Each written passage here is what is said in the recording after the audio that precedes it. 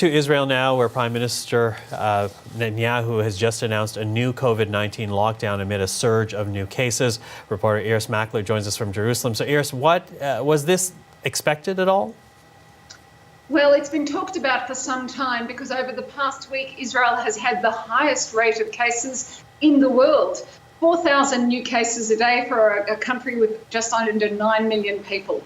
So something was expected, and today this was the answer. What Prime Minister Netanyahu said is that managing the COVID-19 lockdown is like playing the accordion. You impose a lockdown, you let it out, you lift it, then you have to reimpose it. And he asked experts back in May, how would he know when to reimpose it? And they said when the health service raises a red flag.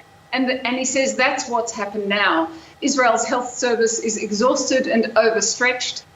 Tens of thousands of people are being treated in the community, and he says they won't last till the winter if there isn't a lockdown now. Plus, the Jewish holiday is starting on Friday. That's the day that the lockdown will be imposed. And I think it's to keep people indoors. It's the same lockdown that we know from before. You can't go more than 500 metres from your house. You have to stay indoors. You can't see your families. You can't travel during the holiday. And I think the purpose of that is just to keep people inside and to keep a lid on it.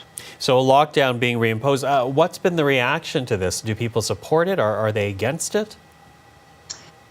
They're not supporting it in large numbers. They feel, many people feel, there are huge protests on the street every Saturday night. So many people feel the government has mishandled the lifting of the lockdown that's led to this second wave. So there is a dissatisfaction with the government, even amongst its supporters. And many small businesses who particularly feel they aren't being compensated, they say they're actually not going to obey these lockdown instructions. So you've got that bubbling, you've got 5 members of the cabinet voting against it, you've got 1 minister resigning over it. This is a very controversial move, and it's not being well received.